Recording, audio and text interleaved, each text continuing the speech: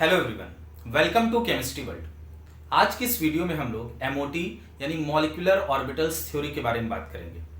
MOT के basis पर bond order, bond length, bond strength, इनका ऑर्डर कैसे बनता है और होमोन्यूक्लियर मॉलिक्यूल हो चाहे हेट्रोन्यूक्लियर मॉलिक्यूल हो, उनका मॉलिक्यूलर एनर्जी डायग्राम कैसे बनाए जाते हैं, इन सब के बारे में भी डिटेल्स में बात करेंगे। साथ ही साथ मॉलिक्यूल्स पैरामैग्नेटिक नेचर का है कि डायमैग्नेटिक नेचर का है, ये सब भी एमओटी के बेसिस पर बहुत आसानी से पता किया जा सकता है। इसीलिए एमओटी टॉपिक जो होता है वो बहुत इंपॉर्टेंट होता है कॉम्पिटिटिव एग्जाम के लिए। इससे बहुत ढेर सारे क्वेश्चंस बनाए जा सकते हैं। साथ ही साथ होमो क्या है, लूमो क्या है और सोमो क्या होता है, ये सब भी बहुत इंपॉर्टेंट है। जैसे NO एक मॉलिक्यूल है, उसमें वो 3 इलेक्ट्रॉन डोनेट कर सकता है, जिसमें से 2 इलेक्ट्रॉन उसके होमो के होते हैं और 1 इलेक्ट्रॉन सोमो का होता है। तो अब ये होमो सोमो क्या है, NO 3 इलेक्ट्रॉन कैसे डोनेट कर सकता है, इन सब के बारे में हम लोग इस वीडियो में सीखने वाले हैं, काफ़ी डिटेल्स में जा करके। दूसरी बात, मैं आपसे बस ये कहना चाहूँगा कि चाहे आप एमओटी मुझसे पढ़ रहे हों, चाहे यूट्यूब पर और भी कई टीचर्स पढ़ा रहे हैं, या साथ ही साथ आप जहाँ भी पढ़ते हो, ठीक है, आपको शॉर्ट ट्रिक्स के पीछे नहीं भागना है। क्योंकि शॉर्ट ट्रिक्स जो होते हैं वो कुछ फिक्स्ड मॉलिक्यूल के लिए होते हैं या एक पर्टिकुलर नंबर ऑफ इलेक्ट्रॉन्स के लिए काम करते हैं। मतलब उसका जो एरिया है, रेंज है वो ट्रिक्स का, वो बहुत कम होता है। तो उससे क्या होता है कि मिस्टेक्स होने के चांसेस ज़्यादा रहते हैं। इसीलिए कोशिश यही करना है कि हम पहले पूरा कॉन्सेप्ट सीखेंगे, उसके बाद अगर आप शॉर्ट ट्रिक्स सीखते हैं तो वो आपको बेनिफिट पहुंचा सकता है, ठीक है। लेकिन पूरा डिटेल में कॉन्सेप्ट जाने बिना सिर्फ और सिर्फ अगर आप ट्रिक्स इस्तेमाल कर रहे हैं तो कहीं ना कहीं आप गलती कर जाएंगे। दूसरी बात यह है कि श्रोडिंगर वेव इक्वेशन से कैसे कनेक्ट करके मॉलिक्यूलर ऑर्बिटल थ्योरी की स्टडी करनी है। इससे आपको फील भी आएगा, काफ़ी मज़ा भी आएगा और कॉन्सेप्ट भी बहुत अच्छे ढंग से क्लियर होंगे। स्टार्ट करते हैं, लेकिन उससे पहले मैं आपको बता दूं कि रेजोनेंस को लेकर के कुछ वीडियोस मैंने अपलोड कर रहा हूं, यानी जीओसी, ठीक है। साथ ही साथ ऑर्गेनिक केमिस्ट्री भी चल रही है, तो उसका लिंक आपको, उसके प्लेलिस्ट का लिंक आपको डिस्क्रिप्शन में मिल जाएगा, आप वहां से जाकर के उसे पढ़ सकते हैं। तो स्टार्ट करते हैं अपना एमओटी कुछ पोस्टुलेट से। पहले उनके कुछ फैक्ट्स देखते हैं कि उसकी थ्योरी क्या कह रही है, फिर धीरे धीरे हम लोग आगे बढ़ेंगे। जैसा कि आप जानते हैं कि एटम्स में इलेक्ट्रॉन्स एटॉमिक ऑर्बिटल्स में पाए जाते हैं, तो इसी तरीके से मॉलिक्यूल्स के जो इलेक्ट्रॉन्स होते हैं वो मॉलिक्यूलर ऑर्बिटल में पाए जाते हैं। जैसे इसका पहला पॉइंट ही जो बोर्ड पे मैंने पहले से लिख रखा है, पोस्टुलेट्स कुछ इनके, आप चाहें तो इसको नोट कर सकते हैं कि एटम्स कंबाइन होकर के हमें मॉलिक्यूल देते हैं, ये तो हमें मालूम है। तो इसी तरीके से जब एटॉमिक ऑर्बिटल्स आपस में कंबाइन होते हैं तो हमें मॉलिक्यूलर ऑर्बिटल्स मिलता है। लेकिन यहां पर एक बात आपको ध्यान रखने वाली है कि जितने नंबर में एटॉमिक ऑर्बिटल आपस में कंबाइन होंगे उतने नंबर में ही मॉलिक्यूलर ऑर्बिटल हमको मिलेगा। सपोज दैट जैसे 2 एटॉमिक ऑर्बिटल कंबाइन हो रहे हैं तो हमको जो मॉलिक्यूलर ऑर्बिटल मिलने वाला है वो भी हमको 2 मिलेगा। 3 एटॉमिक ऑर्बिटल कंबाइन हो रहे हैं तो जो हमको मॉलिक्यूलर ऑर्बिटल मिलने वाला है वो हमें 3 मिलेगा, ठीक है। सेकेंड पॉइंट ये है कि जो भी मॉलिक्यूलर ऑर्बिटल हमें फॉर्म होगा एटॉमिक ऑर्बिटल के कंबाइन से, इनके कॉम्बिनेशन से, वो हमें नॉन रियल मिलता है, ठीक है, वो रियल नहीं होता है। और ये जो हाइपोथेटिकल मिक्सिंग होती है, जो थर्ड पॉइंट की मैं बात कर रहा हूं कि एटॉमिक ऑर्बिटल जिन हाइपोथेटिकल मिक्सिंग से हमें मॉलिक्यूलर ऑर्बिटल देते हैं वो 2 टाइप का होता है। एक LCAO जिसे बोलते हैं, यानी linear combination of atomic orbital, और दूसरा जो मेथड है वो है यूनाइटेड एटम मेथड, जिसे UA मेथड से भी हम लोग जानते हैं। लेकिन हमें सिर्फ और सिर्फ LCO के बारे में स्टडी करना है कि ये linear combination of atomic orbital क्या होता है। अभी इन पोस्टुलेट्स के बारे में डिस्कशन के बाद हम लोग LCO पर ही नजर डालेंगे और देखेंगे कि वेव थ्योरी से, यानी वेव फंक्शन से हम कैसे इसे अच्छे ढंग से समझ सकते हैं। अब ये जो मॉलिक्यूलर ऑर्बिटल है, एटॉमिक ऑर्बिटल है, मॉलिक्यूलर ऑर्बिटल जो होता है वो नॉन रियल होता है और साथ ही साथ वो पॉलीसेंट्रिक होता है। अब आप कहेंगे पॉलीसेंट्रिक क्या होता है? देखिए, पॉलीसेंट्रिक को समझने के लिए ऐसे समझ सकते हैं कि एटम में एक न्यूक्लियस है और उनके अंदर जो भी, यानी एटम्स में जो भी इलेक्ट्रॉन पाया जा रहा है वो सिर्फ और सिर्फ एक न्यूक्लियस के जरिए से अफेक्टेड है, यानी अट्रैक्ट हो रहा है सिर्फ एक न्यूक्लियस से। तो इसलिए कहा जाता है कि जो भी एटॉमिक ऑर्बिटल होगा वो मोनोसेंट्रिक होता है, सिर्फ एक सेंटर है। लेकिन मॉलिक्यूलर ऑर्बिटल, ये तो डिपेंड करता है कि वो कितने एटॉमिक ऑर्बिटल से मिलकर बना है। यानी अगर वो 2 एटॉमिक ऑर्बिटल से मिलकर के बना है, इसका मतलब उसमें 2 न्यूक्लियाई पाए जा रहे हैं, तो उसके अंदर जो भी इलेक्ट्रॉन्स होगा, उस मॉलिक्यूल के जो भी इलेक्ट्रॉन्स होंगे वो 2 न्यूक्लियस के जरिए से अफेक्ट होंगे। यानी 2 न्यूक्लियस के जरिए से वो अट्रैक्ट होंगे। तो इस वजह से हम कहते हैं कि उसके सेंटर एक से ज्यादा हो रहे हैं, तो इसलिए वो पॉलीसेंट्रिक है। डिपेंड करता है कि कितने एटॉमिक ऑर्बिटल से मिलकर बना है। अगर 2 एटॉमिक ऑर्बिटल से मिलकर बना है तो 2 सेंटर पाए जाएंगे, 3 एटॉमिक ऑर्बिटल से है तो 3 सेंटर हो गया, इसीलिए इसे पॉलीसेंट्रिक कहा जाता है। और ये मॉलिक्यूलर ऑर्बिटल आपको ध्यान में रखना है कि वो नॉन रियल होता है, रियलिटी नहीं है। एटॉमिक ऑर्बिटल रियल होता है। और साथ ही साथ तीसरा टाइप का जो ऑर्बिटल है हमारे पास वो क्या है, हाइब्रिड ऑर्बिटल हो गया। ठीक है, तो अब इसके बारे में हम लोग देखेंगे कि ये LCO क्या है। ठीक है, नेक्स्ट पोस्टुलेट की तरफ बढ़ते हैं। नेक्स्ट पॉइंट ये है, जैसा कि मैं आपको स्टार्टिंग में बता दिया था कि जितने एटॉमिक ऑफ ऑर्बिटल कंबाइन होते हैं उतने ही मॉलिक्यूलर ऑर्बिटल्स भी बन करके आएंगे। ठीक है, नेक्स्ट पॉइंट देखते हैं कि जो मॉलिक्यूलर ऑर्बिटल बन रहे हैं वो एटॉमिक ऑर्बिटल के कॉम्बिनेशन से बन रहे हैं, यानी उनके मिक्सिंग से। तो ये जो मिक्सिंग होता है ये 2 टाइप से होता है। पहली मिक्सिंग एडिटिव मिक्सिंग कहलाती है, यानी उसी को हम लोग कंस्ट्रक्टिव इंटरफियरेंस भी बोलते हैं, जो कि आगे वेव्स के टर्म में हम लोग जब बात करेंगे, वेव फंक्शन के टर्म में। ठीक है, और दूसरा होता है सब्सट्रैक्टिव मिक्सिंग। ठीक है, एडिटिव मिक्सिंग जो होती है उससे जिस टाइप का ऑर्बिटल हमें मॉलिक्यूलर ऑर्बिटल फॉर्म होता है उसको हम लोग BMO कहते हैं, यानी बॉन्डिंग मॉलिक्यूलर ऑर्बिटल, जो कि हमारा नेक्स्ट पोस्टुलेट्स है कि एडिटिव मिक्सिंग से हमको BMO फॉर्म होगा। अब ये बॉन्डिंग मॉलिक्यूलर ऑर्बिटल कैसे फॉर्म होगा, अभी जब हम लोग LCAO पढ़ेंगे यानी linear combination of atomic orbital, तो वहां हम लोग जानेंगे। लेकिन इतना समझिए कि 2 टाइप का मॉलिक्यूलर ऑर्बिटल फॉर्म होता है, एक एडिटिव मिक्सिंग से जिसे हम लोग BMO कहते हैं, बॉन्डिंग मॉलिक्यूलर ऑर्बिटल, यानी जहां पर इलेक्ट्रॉन के पाए जाने की प्रोबेबिलिटी ज्यादा होगी। और आपको पता है जहां पर इलेक्ट्रॉन के पाए जाने की प्रोबेबिलिटी ज्यादा होती है वहां पर स्टेबिलिटी आएगी, और जहां पर स्टेबिलिटी आएगी वहां पर एनर्जी कम हो जाएगी, यानी ये जो BMO होता है वो लो एनर्जी का ऑर्बिटल होता है। और दूसरी तरफ अगर सब्ट्रैक्टिव मिक्सिंग से कोई ऑर्बिटल फॉर्म हो रहा है तो उसे हम लोग ABMO कहते हैं शॉर्ट में, यानी इसका फुल फॉर्म होता है एंटी बॉन्डिंग मॉलिक्यूलर ऑर्बिटल। अब एंटी बॉन्डिंग मॉलिक्यूलर ऑर्बिटल क्या है कि जहां पर इलेक्ट्रॉन के पाए जाने की प्रोबेबिलिटी नहीं होगी। ठीक है, तो जहां पर इलेक्ट्रॉन डेंसिटी नहीं होगी, नहीं पाई जाएगी, इसका मतलब है कि वहां पर अनस्टेबिलिटी आएगी, और अनस्टेबल होने का मतलब है कि उस ऑर्बिटल की एनर्जी काफी हाई होगी।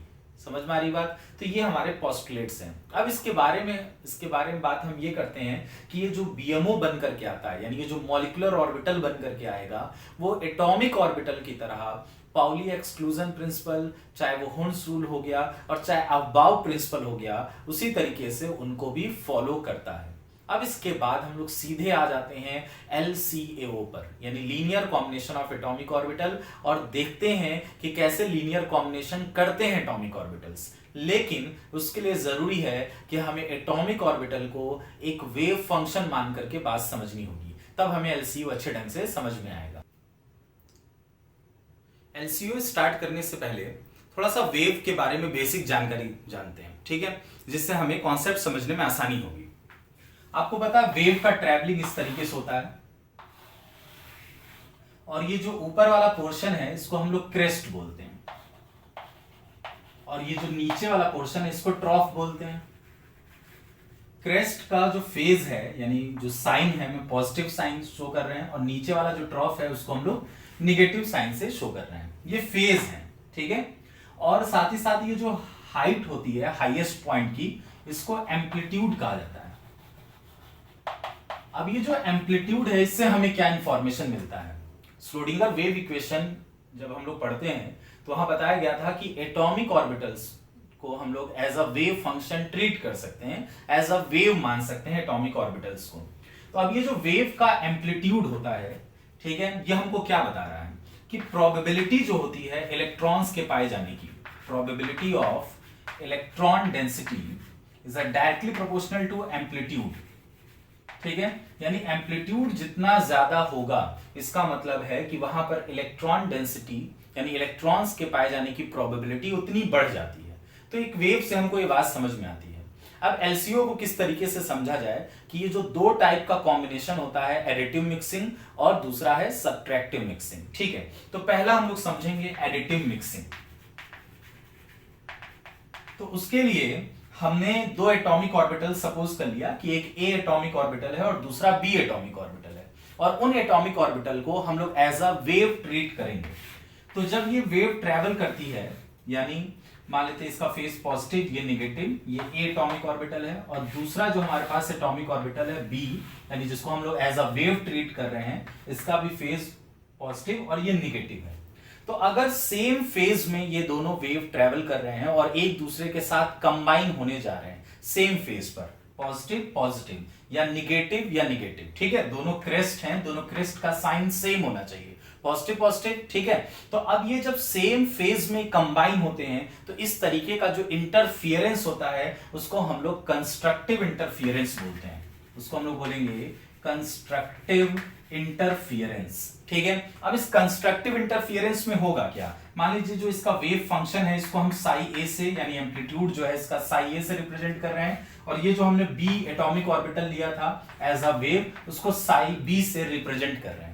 तो जब कंस्ट्रक्टिव इंटरफियरेंस होता है तो ये दोनों वेव के जो एम्पलीट्यूड होते हैं वो आपस में अटैच हो जाते हैं, जुड़ जाते हैं, और एम्पलीट्यूड इनहैंस्ड हो जाता है। ये देखिए एम्पलीट्यूड बढ़ गया, यानी Sai A plus psi B, ठीक है। तो इसी को बोलते हैं कंस्ट्रक्टिव इंटरफियरेंस, यानी जो रिजल्टेंट वेव हमको मिलेगा उसको साई प्लस से डिनोट कर रहे हैं, equal to psi A plus psi B, यानी दोनों का एम्पलीट्यूड आपस में अटैच हो गया जिससे एम्पलीट्यूड इनहैंस्ड हो गया। अब एम्पलीट्यूड इनहैंस्ड होने से क्या बात पता चली, क्योंकि अभी मैंने आपको बताया एक कॉन्सेप्ट कि एम्पलीट्यूड और इलेक्ट्रॉन डेंसिटी की जो प्रोबेबिलिटी है वो डायरेक्टली प्रोपोर्शनल है। तो एम्पलीट्यूड बढ़ने से इलेक्ट्रॉन्स पाए जाने की प्रोबेबिलिटी बढ़ गई, यानी वहां पर इलेक्ट्रॉन्स ज्यादा पाए जाने के चांसेस होंगे। तो ऐसे ही केस से हमको बॉन्डिंग मॉलिक्यूलर ऑर्बिटल फॉर्म होकर के मिलता है, यानी इससे जो हमें ऑर्बिटल मिलेगा वो बीएमओ कहलाता है, बॉन्डिंग मॉलिक्यूलर ऑर्बिटल। अब ये नाम बॉन्डिंग क्यों पड़ा है तो इसके बारे में और डिटेल में समझते हैं। जब एम्पलीट्यूड आपस में अटैच होता है यानी एम्पलीट्यूड इनहैंस्ड होता है, तो ये जो बॉन्डिंग मॉलिक्यूलर ऑर्बिटल यानी एक मॉलिक्यूलर ऑर्बिटल फॉर्म होता है वो कहां फॉर्म होता है। सपोज दैट दो एटम के बारे में बात कर रहे हैं, इसका मतलब वहां पर मॉलिक्यूल के अंदर टू न्यूक्लियाई हैं, ठीक है, दो न्यूक्लियस हैं। अब उन दो न्यूक्लियस के सेंटर रीजन में जो सेंटर का एरिया होता है वहां पर मॉलिक्यूलर ऑर्बिटल फॉर्म होगा और वहां पर वो इलेक्ट्रॉन्स पाए जाएंगे। क्योंकि अब दोनों न्यूक्लियस के सेंटर में पाए जा रहे हैं तो यानी वो दोनों न्यूक्लियस का अट्रैक्शन फोर्स फील करेंगे, और जैसे जैसे अट्रैक्शन बढ़ेगा तो वहां पर बॉन्ड का फॉर्मेशन होने लगेगा। यानी अट्रैक्शन फोर्स बढ़ने की वजह से स्टेबिलिटी आती है, और स्टेबिलिटी आएगी तो एनर्जी कम होगी, और जब एनर्जी कम होगी तो बॉन्ड का फॉर्मेशन हो जाता है। इसीलिए हम इसको बोलते हैं बॉन्डिंग मॉलिक्यूलर ऑर्बिटल। और ये बॉन्डिंग मॉलिक्यूलर ऑर्बिटल एक तरीके का एटॉमिक ऑर्बिटल्स यानी एज अ वेव जो हम ट्रीट कर रहे हैं उनके एम्पलीट्यूड ऐड हो जाते हैं, इनहैंस्ड हो जाते हैं। और इसकी पहली कंडीशन यही है कि फेज सेम होना चाहिए, पॉजिटिव पॉजिटिव फेज, यानी ये क्रेस्ट और ये क्रेस्ट ये दोनों आपस में कंबाइन हुए हैं। तो इसी को हम लोग बोलते हैं एडिटिव मिक्सिंग या कंस्ट्रक्टिव इंटरफियरेंस, ठीक है। अब बात समझ में आई। अब इसी तरीके से जो दूसरा है सब्ट्रैक्टिव मिक्सिंग, ठीक है, जिसको हम लोग डिस्ट्रक्टिव इंटरफियरेंस कहते हैं, उसकी क्या कंडीशन है। वहां पर यह बात होता है कि फेज सेम ना होकर के फेज अगर अपोजिट है, यानी कुछ इस तरीके से कि दोनों atomic orbitals as a wave इस तरीके से ट्रेवल कर रहे हैं कि दोनों का फेज जो है वो अपोजिट हो रहा है। सपोज दैट इस तरीके से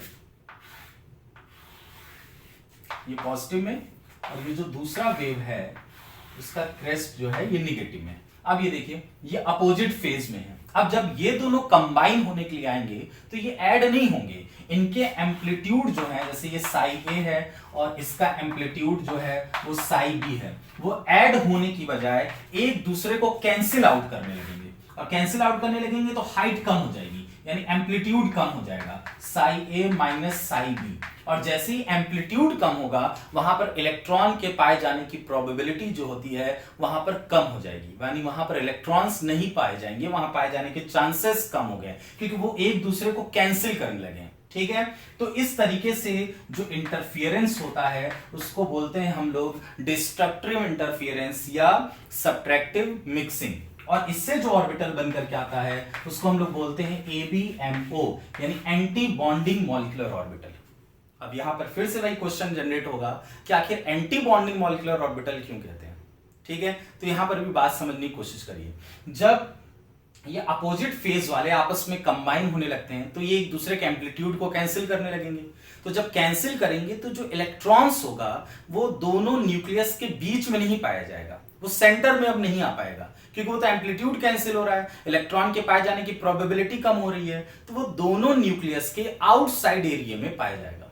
तो अब जिसकी वजह से दोनों न्यूक्लियस के बीच में इलेक्ट्रॉन्स नहीं है तो अट्रैक्शन फोर्स तो नहीं काम करेगा ना। तो अब सिर्फ दो न्यूक्लियस बचे हैं और उनके बीच में कुछ नहीं है, कोई इलेक्ट्रॉन्स नहीं है, ठीक है, या है भी तो बहुत कम है, ठीक है, जिससे कोई ज्यादा फर्क नहीं पड़ रहा है। अब दोनों न्यूक्लियस हैं, दोनों का चार्ज सेम, पॉजिटिव पॉजिटिव, ठीक, तो दोनों एक दूसरे को क्या करेंगे, वहां पर अट्रैक्शन फोर्स ना पाया जाकर रिपल्सन फोर्स पाया जाएगा। अब जब रिपल्सन लगेगा तो दोनों एटम एक दूसरे को दूर ढकेलेंगे, ठीक है, आउट, बाहर की तरफ, ठीक है, जिसकी वजह से वहां पर बॉन्डिंग नहीं हो पाती है, क्योंकि जब दोनों दूर जा रहे हैं तो बॉन्डिंग कहां से होगी, बॉन्डिंग तब होती है जब दोनों एटम्स क्लोज आए, दोनों न्यूक्लियस क्लोज आए, इलेक्ट्रॉन्स को अट्रैक्ट करें, बॉन्डिंग तब होती है। अभी क्या हो रहा है कि न्यूक्लियस एक दूसरे को ढकेल रहे हैं पीछे की ओर, ठीक, जिसकी वजह से वहां बॉन्डिंग नहीं हो पाती है, इसलिए बोलते हैं उसे एंटी बॉन्डिंग मॉलिक्यूलर ऑर्बिटल। और क्योंकि वहां बॉन्डिंग नहीं हो पाई, रिपल्सन फोर्स काम कर रहा है, इसलिए उसकी एनर्जी बहुत बढ़ जाती है, हाई एनर्जी होती है और वहां पर अनस्टेबिलिटी पाई जाती है। इसीलिए कहा जाता है कि एंटी बॉन्डिंग मॉलिक्यूलर ऑर्बिटल की एनर्जी काफी हाई होती है, अनस्टेबल होता है, और जो बीएमओ होता है उसकी एनर्जी काफी लो होती है और वो बहुत ही स्टेबल होता है। आई होप आपको ये कॉन्सेप्ट अच्छे समझ में आएगा वेव थ्योरी से कनेक्ट करके। यही LCAO है, ठीक है, लीनियर कॉम्बिनेशन यही है कि किस तरीके से बॉन्डिंग मॉलिक्यूलर ऑर्बिटल बन रहा है और किस तरीके से एंटी बॉन्डिंग मॉलिक्यूलर ऑर्बिटल बन रहा है, ठीक है। और ये सब मार्केट में नहीं मिलता है, इसलिए बहुत कायदे से इसके नोट्स बनाइएगा और अच्छे ढंग से इसे समझिएगा, ठीक है। अब आगे हम लोग बात करेंगे एटॉमिक ऑर्बिटल्स के टर्म में, जैसे SS ऑर्बिटल है, ठीक है, P ऑर्बिटल है, S ऑर्बिटल है, कैसे कंबाइन हो रहे हैं, ठीक है। अब वो हम लोग एटॉमिक ऑर्बिटल्स कंबाइंस होकर के मॉलिक्यूलर ऑर्बिटल्स बनाते हैं। अब इन कॉम्बिनेशन का इफेक्टिव होना बहुत जरूरी है, उसके लिए तीन इंपॉर्टेंट कंडीशन होते हैं, ठीक है। तो सबसे पहले कंडीशन पे अभी हम लोग बात करेंगे। पहला कंडीशन ये है कि सिमेट्री पाई जानी चाहिए, यानी जो भी एटॉमिक ऑर्बिटल्स आपस में कंबाइन हो रहे हैं वो सिमेट्री होने चाहिए आपस में, ठीक है। सिमेट्री क्या होता है, अब ये बात समझते हैं, ठीक है। सपोज दैट S ऑर्बिटल है और अगर S ऑर्बिटल का फेज अगर मैं पॉजिटिव लिख रहा हूं तो यानी स्फीयर शेप का होता है कि पूरे किसी भी डायरेक्शन में आप चले जाइए आपको पॉजिटिव पॉजिटिव ही मिलेगा, यानी सेम फेज ही मिलने वाला है। और अगर मैं S ऑर्बिटल में निगेटिव फेज दिखा रहा हूं तो इसका मतलब है कि पूरे S ऑर्बिटल में चारों तरफ हर डायरेक्शन में आपको सेम फेज ही मिलेगा, निगेटिव ही मिलेगा। तो इसका मतलब हम कहेंगे कि ये सिमेट्रिकल ऑर्बिटल है, ठीक है। यानी सिमेट्रिकल ऑर्बिटल को हम लोग जर्मन वर्ड में, यहाँ पर एक वर्ड यूज होता है जिसको हम लोग बोलते हैं जीरेड, यानी ये है आपका जीरेड, यानी S ऑर्बिटल जीरेड होता है, ठीक है। जीरेड जो होता है वो आपका एक जर्मन वर्ड है जिसका मीनिंग होता है इवन, ठीक है, यानी एक सिमेट्री पाई गई इसमें।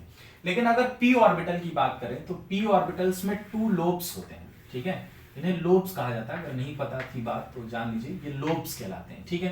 तो इसमें क्या होता है कि अगर एक का फेज पॉजिटिव है तो दूसरे का फेज निगेटिव है। अगर हम इसे सेंटर मान के चले तो ऊपर मैं गया तो पॉजिटिव मिला और नीचे हम गए तो क्या मिल रहा है हमको, निगेटिव। क्या सेम फेज मिला, नहीं, अपोजिट फेज मिल रहा है। तो हम कहेंगे कि इस P ऑर्बिटल के अंदर हमें कोई भी सिमेट्री नहीं मिली है। तो जब सिमेट्री नहीं मिला तो इसको कहा जाता है अनजीरेड, ठीक है, अनजीरेड। इसको हम लोग स्मॉल u से भी डिनोट कर सकते हैं और इसको हम लोग स्मॉल g से भी डिनोट कर सकते हैं। और अगर अब हम लोग d ऑर्बिटल के बारे में बात करें तो d ऑर्बिटल्स जो होता है कुछ इस तरीके से उसका स्ट्रक्चर होता है। अगर ऊपर वाला लोब पॉजिटिव है तो नीचे वाला लोब भी पॉजिटिव है, अगर एक साइड वाला लोब निगेटिव है तो इधर वाला भी निगेटिव है। तो अगर इसे हम इससे सेंटर माने, ऊपर गए तो भी हमको पॉजिटिव मिल रहा है, नीचे आ रहे हैं तो भी हमें पॉजिटिव मिल रहा है, ठीक है, यानी सिमेट्री पाई गई। अगर इस साइड जा रहे हैं तो भी निगेटिव है और इस साइड भी गए तो भी निगेटिव है, मतलब सेम फेज मिल रहा है, ठीक है। तो यानी हम कह सकते हैं कि जो d ऑर्बिटल है उसमें हमें सिमेट्री पाई गई। तो जिसमें सिमेट्री पाई जाती है उसको हम लोग क्या बोलेंगे, जीरेड बोलेंगे। अब इसके लिए क्या है, क्या हर ऑर्बिटल का हमको स्ट्रक्चर पता होना चाहिए कि हम उसको बना बनाकर चेक करेंगे तो मालूम चलेगा कि कौन जीरेड है कौन अनजीरेड है, ठीक है। तो ऐसा करने की जरूरत नहीं है, आपको मैंने S ऑर्बिटल, P ऑर्बिटल और D ऑर्बिटल बना के दिखा दिया। अब इसके बाद क्योंकि आप कॉन्सेप्ट जान चुके हैं तो अब आप ट्रिक यूज कर सकते हैं आराम से, ठीक है। कैसे, देखिए सबसे पहले आप ऐसे लिख लीजिए s orbital, p orbital, d orbital, f orbital, ठीक है। और जितने भी ऑर्बिटल होते हैं, जैसे इसको लोब इस साइड में लिख दे रहा हूं, लोब, ठीक, और g ऑर्बिटल, h ऑर्बिटल, ठीक, सपोज दैट जो भी ऑर्बिटल है।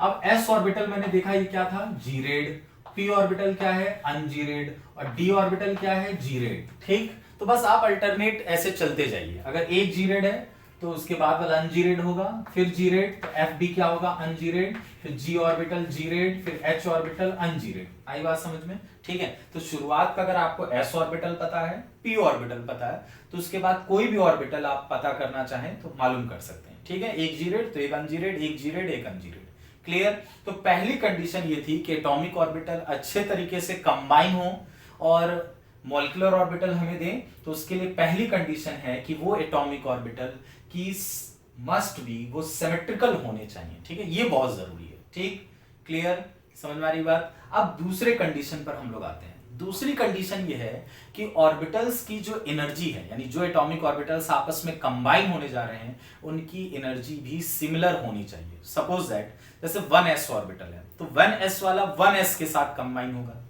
अगर 1s वाला 2s के साथ कंबाइन होना चाहेगा तो वहां पर इफेक्टिव ओवरलैपिंग नहीं होगी। क्यों नहीं होगी? क्योंकि दोनों की एनर्जी में काफी फर्क है। एक 1s ऑर्बिटल है, फर्स्ट सेल यानी उसकी एनर्जी लो है, और फिर उसके बाद सेकंड सेल है तो उसकी एनर्जी काफी ज्यादा है उसके कंपेयर में। तो इसका मतलब है कि एनर्जी का डिफरेंस आ जाएगा, जिसकी वजह से कॉम्बिनेशन नहीं होगा। तीसरी कंडीशन ये होती है कि जो एटॉमिक ऑर्बिटल आपस में कंबाइन करने जा रहे हैं, उनके बीच का जो डिस्टेंस यानी गैप वो बहुत ही स्मॉल होना चाहिए। अगर वो डिस्टेंस काफी ज्यादा होगा तो बॉन्डिंग इतनी अच्छी नहीं होगी, यानी वो ज्यादा एरिया कवर नहीं करेंगे ओवरलैप करते वक्त एक दूसरे का। इसके वजह से बॉन्डिंग वीक हो जाएगी। तो इफेक्टिव बॉन्डिंग करने के लिए, इफेक्टिव ओवरलैपिंग करने के लिए जरूरी है कि एटॉमिक ऑर्बिटल्स के बीच का जो डिस्टेंस है वो जितना ज्यादा कम रहेगा उतना ही अच्छा रहेगा। तो ये तीन कंडीशन हमारे हो गए।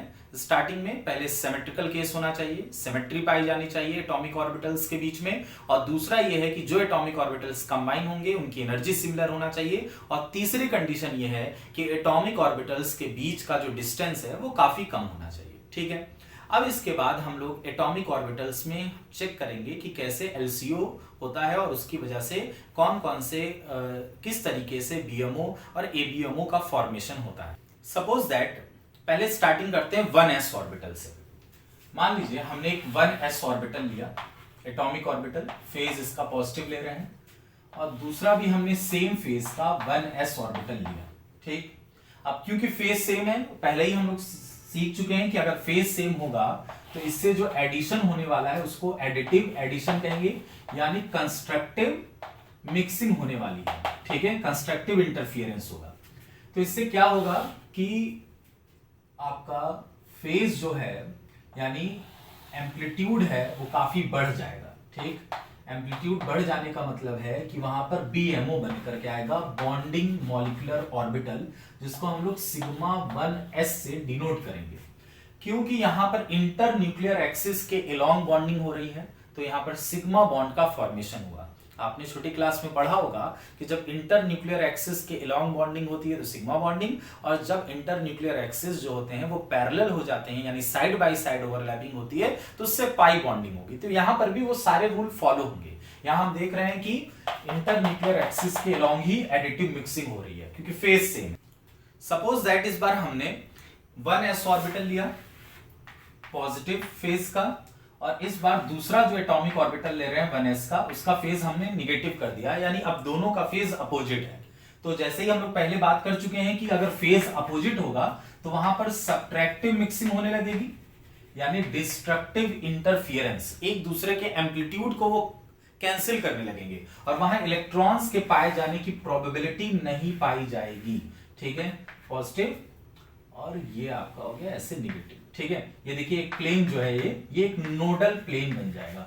नोडल प्लेन का मतलब ऐसा प्लेन जहां पर इलेक्ट्रॉन के पाए जाने की प्रोबेबिलिटी 0 होती है। तो इस तरीके से जो एटॉमिक ऑर्बिटल बनकर के आता है उसको हम लोग बोलते हैं एबीएमओ, यानी एंटी बॉन्डिंग मॉलिक्यूलर ऑर्बिटल, और इसको हम लोग डिनोट करते हैं सिग्मा, ऊपर एस्टेरिस्क यानी स्टार बोल सकते हैं, सिग्मा स्टार 1s, ठीक है। तो sigma 1s BMO, sigma star 1s ABMO. यहां पर इलेक्ट्रॉन के पाए जाने की प्रोबेबिलिटी कम होगी, यानी एनर्जी काफी ज्यादा होगी और अनस्टेबिलिटी पाया जाएगा। ठीक है। तो ये 1s ऑर्बिटल का हमने लीनियर कॉम्बिनेशन आपको दिखाया है और इंटरन्यूक्लियर एक्सिस के लॉन्ग हो रहे हैं, इसलिए सिग्मा बन रहा है। और अगर pi bond side by side overlapping होगी यानी पैरेलल होगा तो वहां पर पाई बॉन्ड का फॉर्मेशन होगा।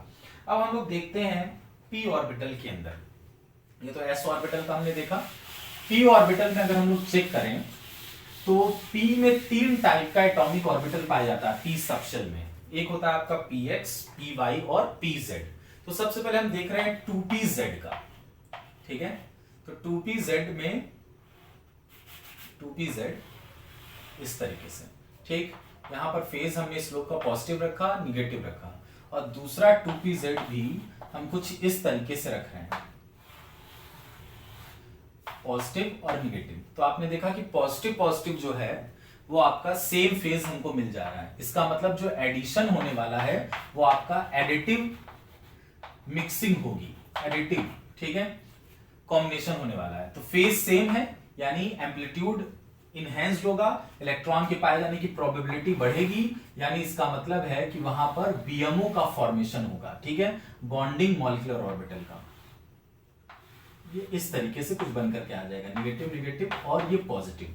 अब यहां पर हम ये भी चेक कर सकते हैं कि ये हमारा जीरेड बन रहा है कि अनजीरेड बन रहा है, ठीक है।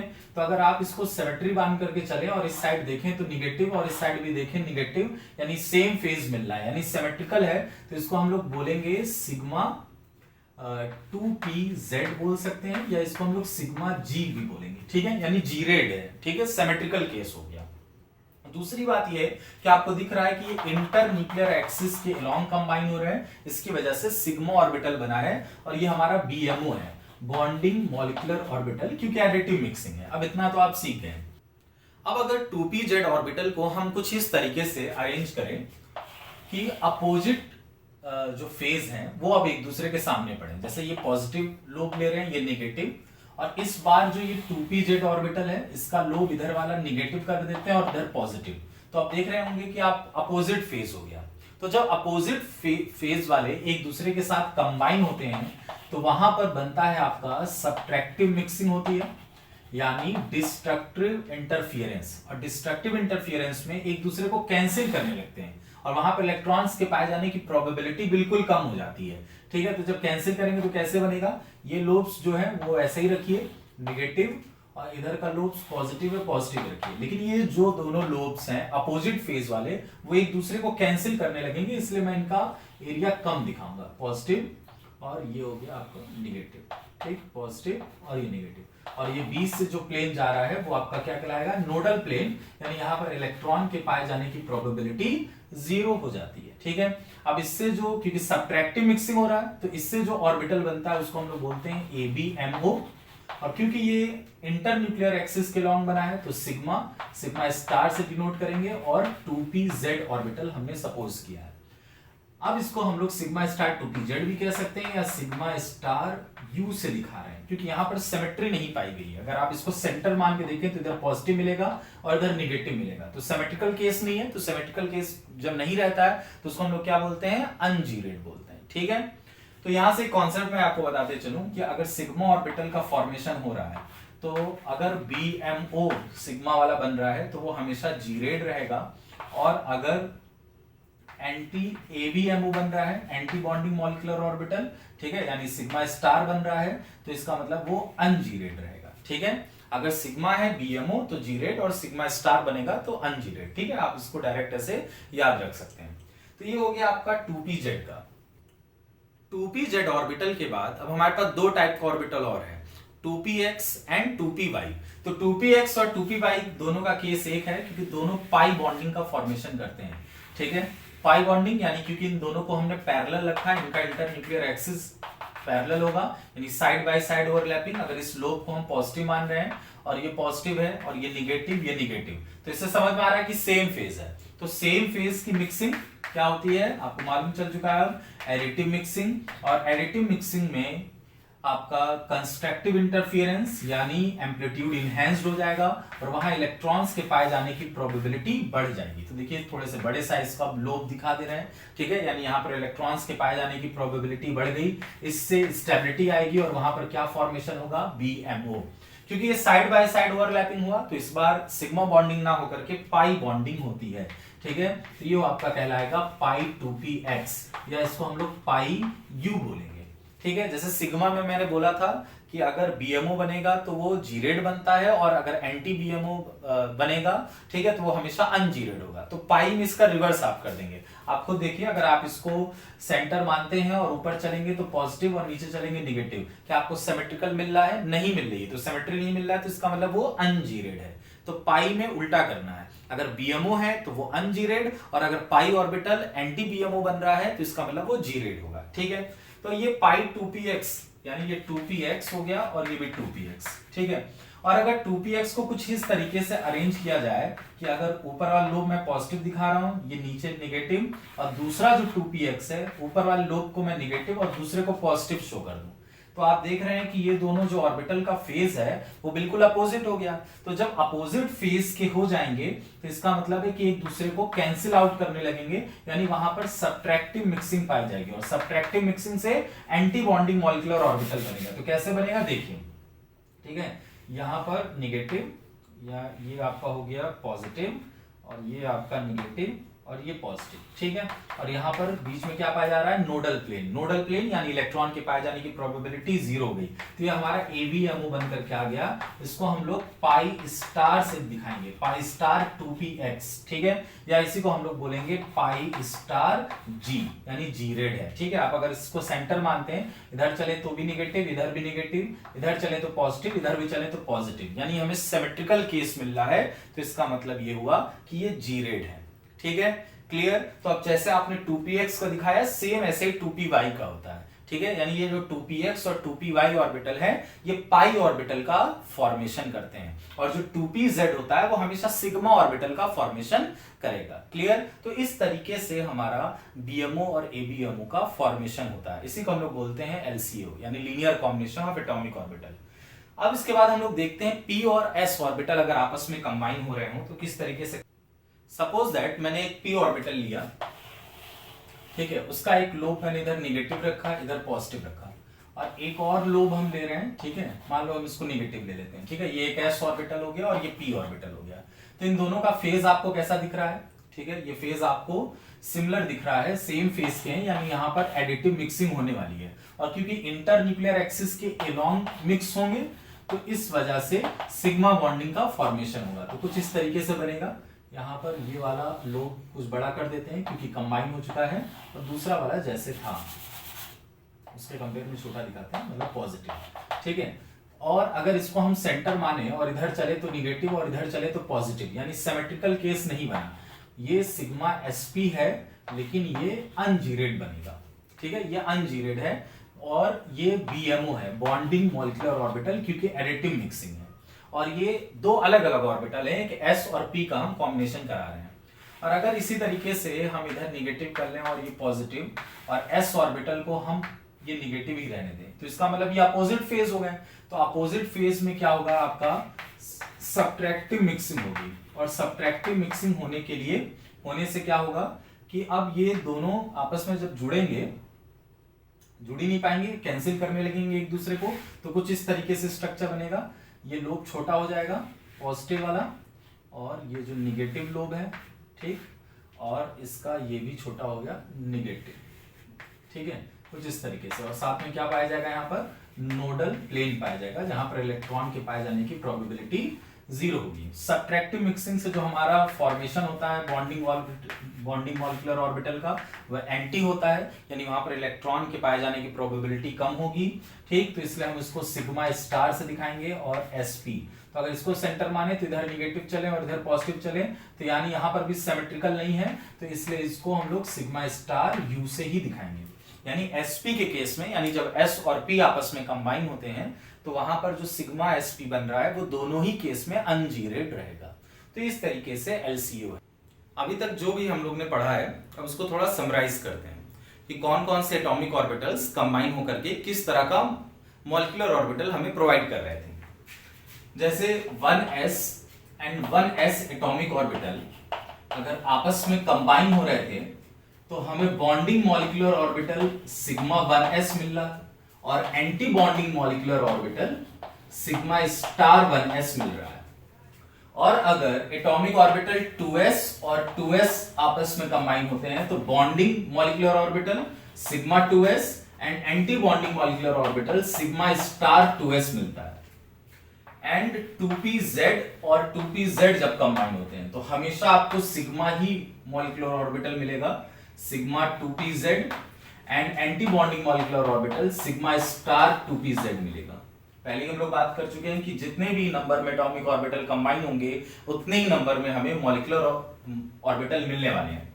अब अगर 2px को देखें, वो जब कंबाइन होगा तो हमें मिलेगा पाई 2px, यानी 2px और 2py जब भी आपस में कंबाइन होते हैं तो हमें pi bonding molecular orbital and pi anti bonding molecular orbital provide करते हैं, ठीक है। एंड 2py इसी तरीके से देखें, 2py कंबाइन होकर के पाई 2py and pi star 2py। अब इस तरीके से हम लोग ने जाना कि क्या क्या थ्योरी थी, क्या पोस्टुलेट्स था मॉलिक्यूलर ऑर्बिटल थ्योरी का, और किस तरीके से ऑर्बिटल्स एटॉमिक ऑर्बिटल्स आपस में कंबाइन होकर के मॉलिक्यूलर ऑर्बिटल्स प्रोवाइड करते हैं, ठीक है। अब इसके बाद हम लोग देखेंगे मॉलिक्यूलर ऑर्बिटल थ्योरी के अकॉर्डिंग हम मॉलिक्यूल्स के इलेक्ट्रॉनिक कॉन्फ़िगरेशन कैसे बनाते हैं। जैसे ऐसे मॉलिक्यूल जिनमें 14 इलेक्ट्रॉन और 14 इलेक्ट्रॉन से कम पाए जाएंगे तो उनका इलेक्ट्रॉनिक कॉन्फ़िगरेशन कैसे बनाएंगे, और जिसमें 14 इलेक्ट्रॉन से ज्यादा होंगे उनका इलेक्ट्रॉनिक कॉन्फ़िगरेशन कैसे बनाएंगे, यानी एनर्जी का सीक्वेंस क्या रहेगा ऑर्बिटल्स का। तो स्टार्ट करते हैं। सबसे पहले उन मॉलिक्यूल्स के लिए एनर्जी सीक्वेंस लिखने जा रहे हैं, इलेक्ट्रॉनिक कॉन्फ़िगरेशन जिसमें 14 इलेक्ट्रॉन से कम होंगे या 14 इलेक्ट्रॉन होंगे, 14 इलेक्ट्रॉन और लेस देन 14 इलेक्ट्रॉन। देखिए ये ऑर्डर रहेगा, सबसे पहले सिग्मा 1s में इलेक्ट्रॉन जाएगा, फिर उसके बाद सिग्मा स्टार 1s, फिर sigma 2s, sigma star 2s, और फिर उसके बाद पाई 2px आएगा, पाई 2px एंड पाई 2py, ठीक। और दोनों की एनर्जी सिमिलर होगी, ठीक है, इसलिए दोनों को एक साथ हम लिख रहे हैं, पाई 2px पाई 2py, और फिर उसके बाद होगा pi star 2px and pi star 2py, ठीक। फिर उसके बाद सिग्मा 2pz का नंबर आएगा और लास्ट में सिग्मा स्टार 2pz, ठीक है, इसके आगे सो क्लियर। तो ये हो गया 14 इलेक्ट्रॉन और 14 इलेक्ट्रॉन से कम वालों का इलेक्ट्रॉनिक कॉन्फ़िगरेशन। अब इसके बाद देखेंगे मोर देन 14 इलेक्ट्रॉन वालों का, तो दोनों लगभग एक जैसे होते हैं, बस एक जहां चेंजेस है वो आपको ध्यान में बस रखना है। सिग्मा 1s, इसके बाद sigma star 1s, sigma 2s, और फिर उसके बाद सिग्मा स्टार 2s। यहां पर पाई 2px एंड पाई 2py आया है, यहां पर बस फर्क ये रहेगा कि ये जो सिग्मा 2pz मैंने लिखा है ये पहले लिखा जाएगा, सिग्मा 2pz, और फिर उसके बाद जैसे बना हुआ है वो आपको बना देना है, पाई 2px पाई 2py, और फिर उसके बाद pi star 2px and pi star 2py, and last में सिग्मा स्टार 2pz। क्लियर। बस फर्क इस सिग्मा 2pz का है, कम वालों में यानी 14 इलेक्ट्रॉन से कम वालों में ये सिग्मा 2pz पाई वाले के बाद आ रहा है, ठीक है, और मोर देन 14 इलेक्ट्रॉन में इस सिग्मा 2pz को हमने पाई से पहले लिखा है, ठीक है, जो पाई ऑर्बिटल्स होंगे, यही बस एक मेन डिफरेंस है। क्लियर। अब इसके बाद हम इन क्वेश्चंस की प्रैक्टिस करेंगे जिसमें हम लोग देखेंगे कि मॉलिक्यूलर ऑर्बिटल थ्योरी के अकॉर्डिंग किस किस टाइप का क्वेश्चन बन सकता है। जैसे एक ही मॉलिक्यूल से रिलेटेड कैसे क्वेश्चन आते हैं कि बॉन्ड ऑर्डर निकालना है, उसमें बॉन्ड लेंथ का ऑर्डर बनाना है, बॉन्ड स्ट्रेंथ का, पैरामैग्नेटिक है कि डायमैग्नेटिक है, ये सारे क्वेश्चन अब हम लोग देखते हैं।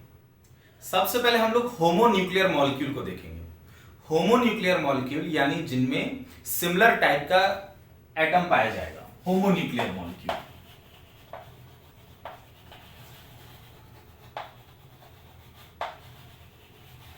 जैसे सपोज दैट हम स्टार्टिंग करते हैं H2 से, ठीक है, बहुत सिंपल सी बात है।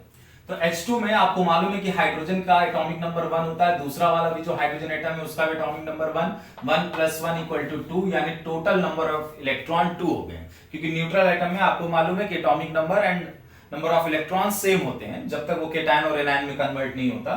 तो 1 + 1 = 2 यानी टोटल इलेक्ट्रॉन्स 2 हैं। अब इसको बनाना स्टार्ट करते हैं। सिग्मा 1s2, ठीक है, हर एक ऑर्बिटल में हम मैक्सिमम 2 इलेक्ट्रॉन फिल कर सकते हैं। सिग्मा 1s2 क्योंकि मैंने पहले ही बताया कि जो मॉलिक्यूलर ऑर्बिटल्स होंगे वो भी आपका Pauli exclusion principle, Aufbau principle, Hund's law, इन सारे रूल्स को फॉलो करेंगे, ठीक है। तो पॉली एक्सक्लूजन प्रिंसिपल के अकॉर्डिंग एक ऑर्बिटल में मैक्सिमम 2 इलेक्ट्रॉन हो सकते हैं। तो सिग्मा 1s2, फिर इसके बाद आता है सिग्मा स्टार 1s, लेकिन 2 इलेक्ट्रॉन्स पहले ही ऑर्बिटल में फिल हो गया यानी इसके एंटी बॉन्डिंग में 0 इलेक्ट्रॉन है, ठीक। तो ये तो सिंपल सा हो गया। आप कहेंगे इसमें कौन सी बड़ी बात थी, ठीक है। तो मॉलिक्यूलर ऑर्बिटल के क्वेश्चन जो होते हैं बहुत ही अच्छे होते हैं, कॉन्सेप्चुअल होते हैं, ठीक है। अब इसके पीछे और डिटेलिंग में जाएंगे तो आपको बात समझ में आएगा। सपोज दैट अब इसमें कहेगा बॉन्ड ऑर्डर निकालना है, तो बॉन्ड ऑर्डर निकालने का फॉर्मूला क्या होता है, ½ NB - NA।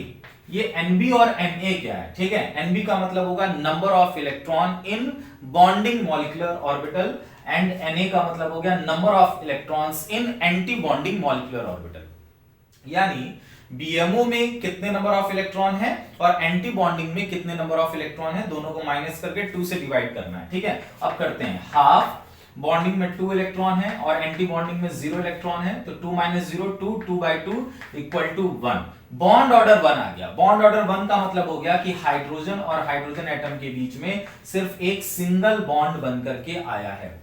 अब अगर बॉन्ड ऑर्डर की वैल्यू पॉजिटिव में आती है तो इसका मतलब है कि वो मॉलिक्यूल एग्जिस्ट कर रहा है और स्टेबल है, स्टेबल एंड एग्जिस्ट कर रहा है, ठीक है, वो मॉलिक्यूल पाया जा रहा है। लेकिन अगर बॉन्ड ऑर्डर की वैल्यू 0 आती है या निगेटिव आती है तो इसका मतलब है कि वो मॉलिक्यूल डज नॉट एग्जिस्ट, पाया नहीं जा रहा, बहुत ही अनस्टेबल है, पाया ही नहीं जाएगा, ठीक है।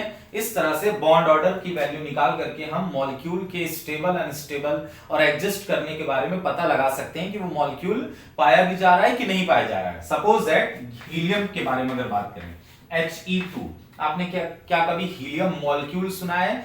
He2 मॉलिक्यूल के बारे में नहीं सुना होगा। तो ये MOT से हम लोग बहुत अच्छे ढंग से एक्सप्लेन कर सकते हैं कि हीलियम He2 क्यों नहीं बनाता है, ठीक है। आप अगर इसका बनाकर देखें, हीलियम का एटॉमिक नंबर 2 होता है, 2 + 2 4 इलेक्ट्रॉन्स हो गए, ठीक है। 4 इलेक्ट्रॉन्स फिल करेंगे सिग्मा 1s2 और उसके बाद आप देख सकते हैं जो आपने नोट किया होगा सिग्मा स्टार आता है, तो इसमें फिल कर लिया सिग्मा स्टार 1s2, ठीक। बॉन्ड ऑर्डर निकालें इस फॉर्मूले से। हाफ बॉन्डिंग इलेक्ट्रॉन, बॉन्डिंग में कितने इलेक्ट्रॉन है 2 और एंटी बॉन्डिंग में कितने इलेक्ट्रॉन है 2, तो 2 - 2 0, 0/2 यानी 0। तो बॉन्ड ऑर्डर 0 पर वो मॉलिक्यूल एग्जिस्ट नहीं करता है। यही रीजन है कि He2 नहीं पाया जाता है, ठीक है, क्योंकि उसका बॉन्ड ऑर्डर 0 हो रहा है। क्लियर। अब इससे और क्या बातें पता चलती हैं, जैसे भी हाइड्रोजन मॉलिक्यूल में हम पूछें क्या हाइड्रोजन मॉलिक्यूल पैरामैग्नेटिक है कि डायमैग्नेटिक। पैरामैग्नेटिक किसे कहते हैं? पैरामैग्नेटिक यानी कोई भी एक इलेक्ट्रॉन ऐसा रह जाए जो कि अनपेयर्ड हो, यानी कहने का सीधा सा मकसद है कि जिसमें अनपेयर्ड इलेक्ट्रॉन पाया जाए। और डायमैग्नेटिक किसे कहते हैं? डायमैग्नेटिक मॉलिक्यूल वो मॉलिक्यूल होता है जिसमें सारे इलेक्ट्रॉन्स पेयर्ड फॉर्म में पाए जाए, ठीक है। तो अगर हम हाइड्रोजन मॉलिक्यूल के अंदर चेक करें तो हाइड्रोजन मॉलिक्यूल में सिग्मा 1s2 यानी इसमें 2 इलेक्ट्रॉन है और कोई इलेक्ट्रॉन्स तो है नहीं और ये पेयर्ड फॉर्म में है, इसलिए हम कह सकते हैं कि ये जो H2 मॉलिक्यूल है ये आपका कैसा है? डायमैग्नेटिक, ठीक है। डायमैग्नेटिक मींस लिख लीजिएगा आप जिसमें अनपेयर्ड इलेक्ट्रॉन ना हो, नो अनपेयर्ड इलेक्ट्रॉन। और पैरामैग्नेटिक का मतलब होता है एटलीस्ट 1 अनपेयर्ड इलेक्ट्रॉन उसमें पाया जाए। क्लियर, समझ में आ रही बात, ठीक है। तो ये हो गया H2 के बारे में। अब H2+1, ठीक है, यानी जब हाइड्रोजन मॉलिक्यूल पर एक पॉजिटिव चार्ज आ जाएगा तो फिर क्या होगा? हाइड्रोजन का बॉन्ड ऑर्डर नोट कर लीजिए कहीं पर 1, ठीक है। अब इसके बाद H2+ फिर H2-1, इसके बाद फिर एक क्वेश्चन बनेगा, जैसे हमने कहा H2+1, ठीक। तो H2+1 का मतलब 1 + 1 2 इलेक्ट्रॉन था, एक इलेक्ट्रॉन अब उसने डोनेट कर दिया यानी 2 इलेक्ट्रॉन टोटल है, उसमें से एक इलेक्ट्रॉन बाहर निकल गया, मतलब बचा कितना? 1 इलेक्ट्रॉन सिर्फ, ठीक। तो बनाते हैं सिग्मा 1s1, ठीक। अब इसके बाद सिग्मा स्टार 1s है जिसमें कोई इलेक्ट्रॉन नहीं है, बॉन्ड ऑर्डर अगर निकालें तो बॉन्ड ऑर्डर इक्वल टू होगा half bonding electron minus anti bonding electron. तो बॉन्डिंग इलेक्ट्रॉन 1 है और एंटी बॉन्डिंग इलेक्ट्रॉन 0, यानी ये आ गया 1/2 यानी 0.5। अब इसी तरीके से हम कहें H2 -1, ठीक, तो इसमें कितना हो गया, माइनस का मतलब एक इलेक्ट्रॉन उसने एक्सेप्ट किया, टोटल 2 इलेक्ट्रॉन थे ही, एक इलेक्ट्रॉन और एक्सेप्ट कर लिया, तो टोटल हो गए 3 इलेक्ट्रॉन, ठीक। अब इसका इलेक्ट्रॉनिक कॉन्फ़िगरेशन बना है सिग्मा 1s2, एक इलेक्ट्रॉन अभी बच गया ना, तो इसके बाद आता है एंटी बॉन्डिंग मॉलिक्यूलर ऑर्बिटल, तो उसमें 1 इलेक्ट्रॉन जाएगा।